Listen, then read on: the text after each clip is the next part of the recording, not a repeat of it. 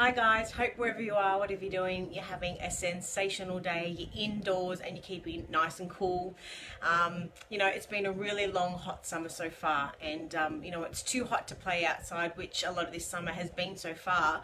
What better activity is there really to keep the kids busy than cooking? Even better, recipes that they can actually manage themselves. And that's something, I guess, as parents, is something that's quite rare because of the dangers with knives and those types of things. But today we actually bring to you, which is really exciting, some recipes that they can actually manage and do themselves. The benefits in cooking are really well documented, and they can help children develop a whole heap of skills, lifelong skills, along with just their day-to-day learning. Skills like maths, of course, with counting, fractions, measuring, problem solving, chemistry and science, and increasing their vocabulary with reading. Today we've got a really special guest, and I can't wait to invite him to the screen, so just hang on for a sec.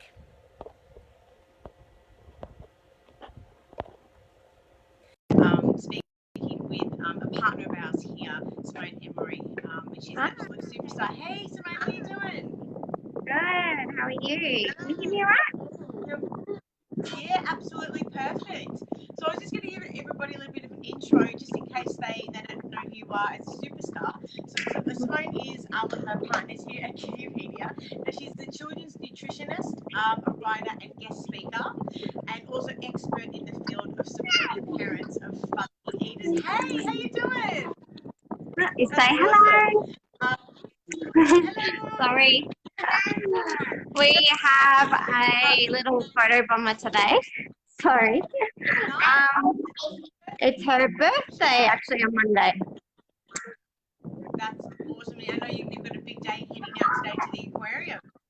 Yeah. Now, Simone is also the founder of Play with Food. Now, she's a mum too, and also works clinically part-time with extreme fussy eaters. But more so than anything, Simone's style is really about lifting you up as a parent and helping your children develop a positive relationship with food, amongst many other things. So, absolute superstar, and we're really excited to be chatting with you again. And I was just saying in the introduction, this is in the hot weather, it's one of those things. I think more so than anything that it's a great activity, obviously, to keep the kids indoors, and to be cooking with all of the life that helps development. Coupled with that, these are recipes that they can actually manage on their own, which is incredible. Yeah, absolutely. I think it's hard sometimes to get your head around what sort of things you can get the kids to do without supervision. These sort of recipes could be done from about 4 years old without too much input from parents or carers.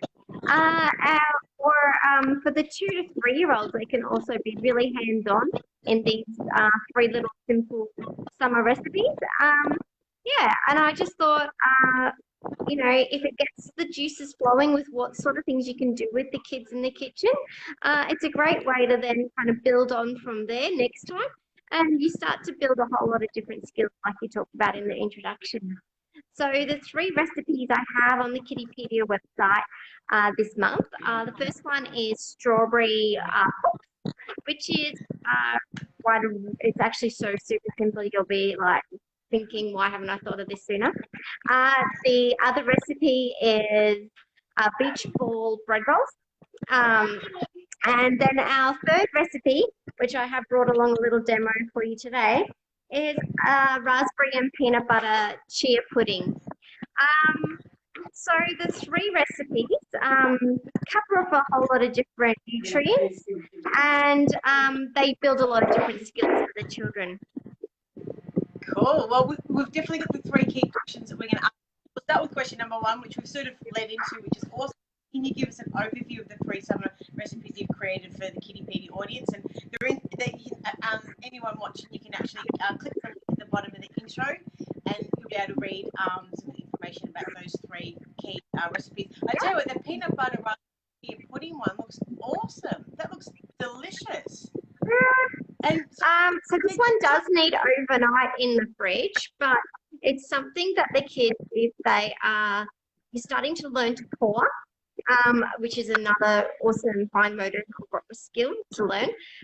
Pouring a cup of milk, pouring in a quarter of a cup of chia seed, and then mixing in 2 tablespoons of peanut butter and some raspberries. That they don't even have to use a knife to cut up fresh raspberries. They fall apart so easy. So they just basically crumble some fresh raspberries into it too, and then a squeeze of honey.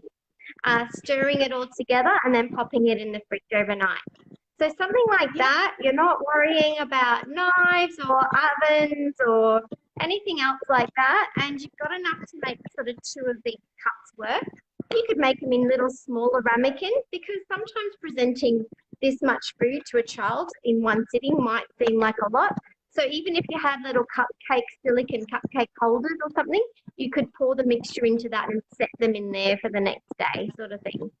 Yeah. So I'll be making that for myself. Yeah.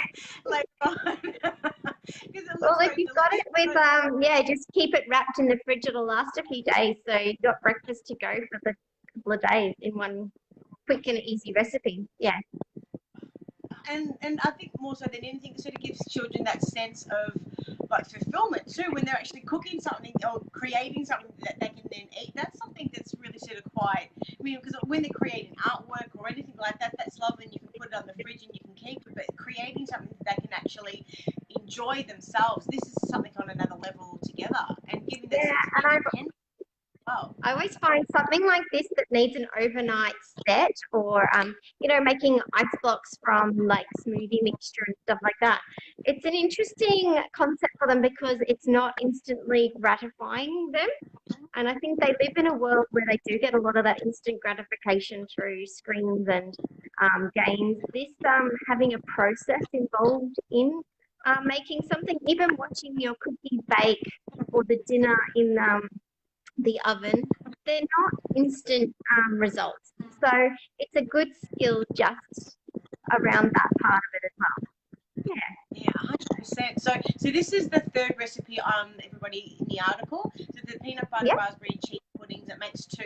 The other 2 recipes, can you just give us a little bit of a brief overview on them? So you've got the one at the top of the list is the strawberry pops, and that makes about 10, I think you say, in the recipe. Yeah, so basically what I would do is you set the children up with a cutting board and a child-friendly knife and a punnet of strawberries, and they can just hull the strawberries with their child-friendly knife.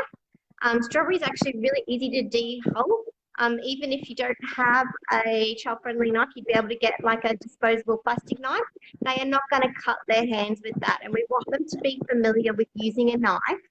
Even from an early age, you can put a 2-year-old with a little disposable knife, and they can cut the green bit off, and then you're just inserting the paddle pop sticks into the strawberries, lay them out on a baking tray with baking paper, and let them freeze for an hour. And that's it. A really simple strawberry ice block that is 1 ingredient, so 1 food group. But it's something that they can do really easily, and especially with the hot weather we've been having, being able to have something nice, cool and refreshing an hour later is fantastic. Yeah. 100%. And the second one is cheese and tomato beach ball rolls, and makes about 4. Can you tell us about that one? Yeah. So with that one, grab 2 bread rolls pre-purchased, cut them in half so that they're laying out. You just want to put it on a baking tray with some baking paper under it, or a silicone mat. And you then have the children on the chopping board cut up a whole lot of cherry tomatoes or tomatoes using their child-friendly knife or disposable knife again. Tomatoes, super easy. The messier, the better with this one, because what we're trying to do is then add in, so you can break apart some herbs using their fine motor skills to pick the leaves off. And then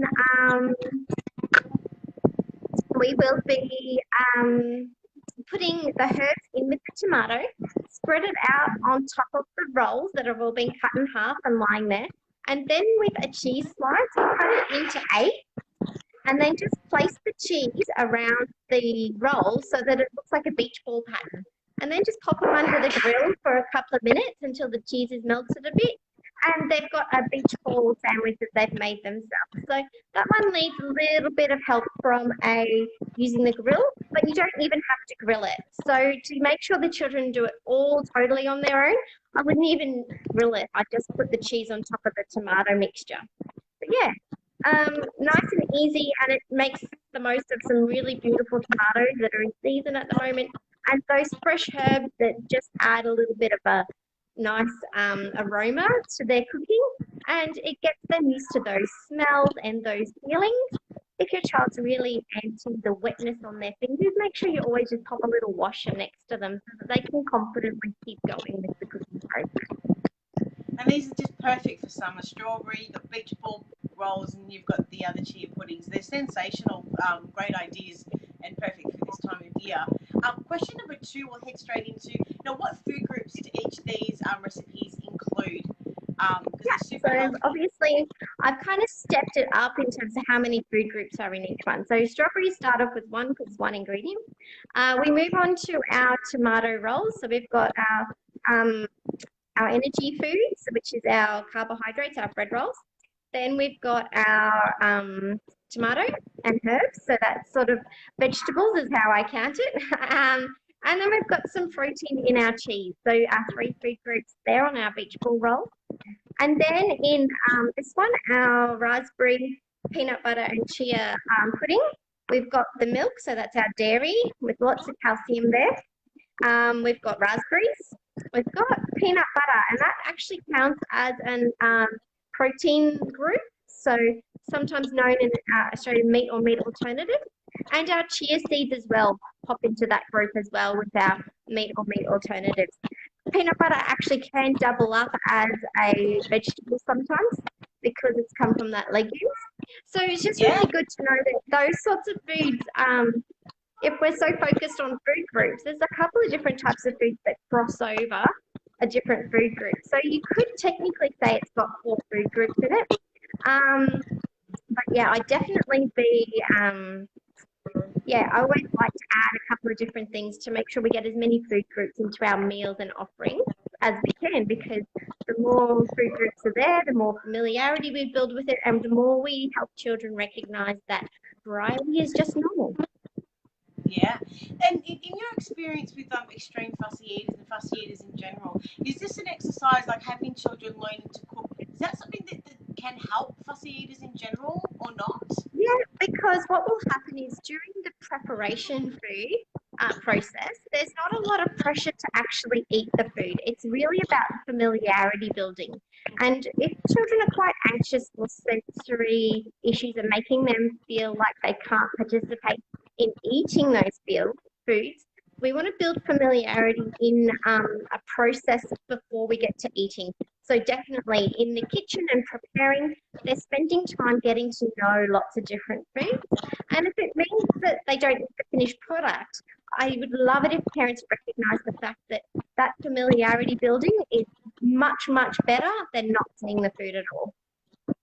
And definitely, as you were mentioning before, and as we were saying before in the intro, that it's about sort of having them build that relationship of actually enjoying food as well, I guess. So, and so is there any other foods that you would suggest outside of this that generally the kids that with fussy eating generally are sort of safer to start trying cooking those types of things, like fruits more than vegetables, would you say, maybe?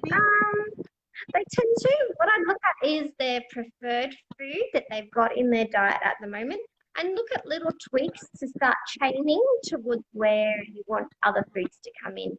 So if they are really loving Vegemite sandwiches, you might like to start looking at some Vegemite and cream cheese sandwiches or some Vegemite and avocado sandwiches. We don't want to go too crazy with making them feel like I have to eat these new things. So if they make you a Vegemite and avocado sandwich and make themselves their Vegemite and butter sandwich, they've had exposure to your avocado, and that's a win. So, and then you sit down and eat it together, and that role modelling is always super important to be there while they're going through that learning about the new food. So is it about gently introducing other food groups into the meals that they're already enjoying? Is that sort of the concept? There's a sort of two-pronged approach, obviously. The more different foods they see and that they see variety, the more likely those little changes to foods are more acceptable because they are used to variety being around them. So, if you show them a dragon fruit while you're at the shop, it might make that banana seem a lot more easier to handle because they've seen bananas so often. But, you don't have to eat the dragon fruit. We just need an exposure to the dragon fruit. So the more they will start to push other foods they're familiar with up the hierarchy. But with the foods going up the hierarchy, you want to make sure you've got some slightly different versions of it so that they don't burn out on that food. So if they really love their Vegemite sandwiches, but they have them morning, noon, and night, next week they could turn around and be burnt out on them. So that's why it's important to help with those little changes and familiarity boosting towards a greater goal, I suppose. Great tips. That's awesome.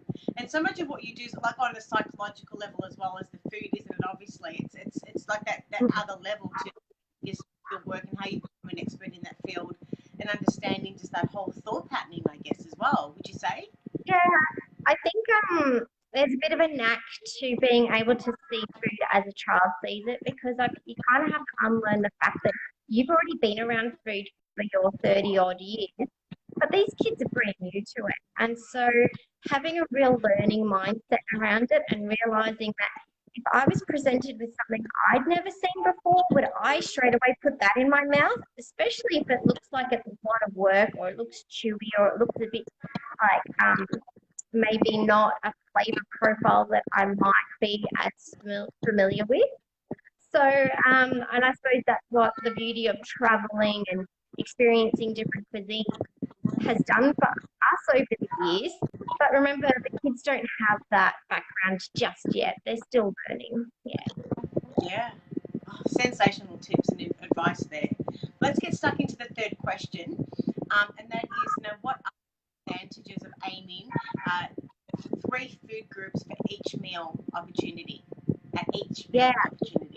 Absolutely try to make sure I've got 3 food groups at each meal opportunity, which includes what I suppose some people would call snack time. I don't like to think of snacks as standalone because I don't think so. Children really shouldn't be grazing constantly on food because they start to lose connect with their full and hunger cues. So they need to eat every 2 or so hours. But you have a snack or meal opportunity every 2 to 3 hours. So if you can remember to try and do 3 food groups in that time, that means that you're trying to remember to put in that extra touch of variety. Even today with lunch, we had a mixed texture couscous meal, but we just put out some apples as well, just to boost that extra number of food groups. Yeah. And so in your experience with your children, are your children fussy eaters? Is that how you became an expert in this field, or how did you how do your children? My children learn about lots of foods the way other children do. They have days when I understand they are not going to eat as much. Today it's just going to be too much hard work for them, particularly when they're in a social environment. They're not going to be those role model kids that eat everything under the sun because I know that's a really hard work environment for them to eat in. So I think like most kids, we don't have any extreme fussy eating issues because I have been very fortunate with no medical interventions or issues there in terms of like what I see elsewhere. But I think as a parent, really you have to be empathetic about what journey they're on. And we've had a big relocation lately, so routine is very out of whack. And routine change is one of the big root causes for fussy eating. And so what I know I need to do in this case is just be consistent and use the right language around food so that it doesn't become short of cooking or me making them something different or, going down a bit of a spiral towards maybe an unhappy mealtime.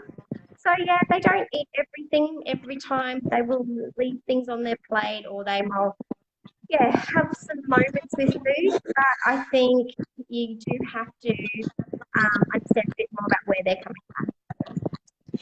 And with, I know children in general, I'd love to know about your children also. Do they find it's more difficult to get them to eat in summer because, like anything, as adults, like sometimes when it's hotter, we don't actually feel, we're not as hungry as we are obviously in winter and that sort of stuff as well. Do you find generally summer is a harder time to ensure that children are having a full meal, especially with fussy eaters? Yeah, and especially if they're kind of used to just grazing, taking the edge off that annoying, pesky feeling of hunger, they're not as conditioned to eat the whole tub of yogurt if we opened a tub of yogurt, for example, because they will then go, oh no, I've had my 3 bites, I don't want any more. It is harder work for them in the hot days to eat. But also winter foods are often quite hard work as well because they're mixed texture foods like a lasagna or pasta or a risotto. Those sorts of meals that we think are comfort food are actually quite difficult for children to maneuver in their mouth and process from a sensory point of view. So I think at whatever time of year it is, there's always something going on for kids. So, not necessarily going to have worst times, best times, but they'll have hopefully over the week some good times and over the week some learning time. Yeah. And I'm sure you cover a lot of this stuff in your book, Play with Food.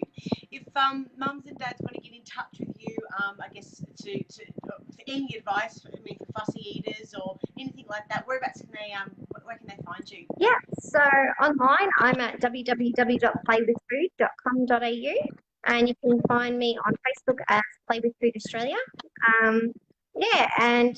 Just come by, send a message, and I can always point you in the right direction if you've got any questions. But the website has 5 years worth of blogging, and my kids have been at all different stages throughout that. So loads of recipes, loads of tips, and definitely a deep dive into why fussy eating might be happening in your house. Yeah. You're the best. Thank you so much for your time today, Simone. Really appreciate it, and can't wait to catch up really, really soon. We'll speak to you soon. Thanks so much. Bye, Ray. Bye.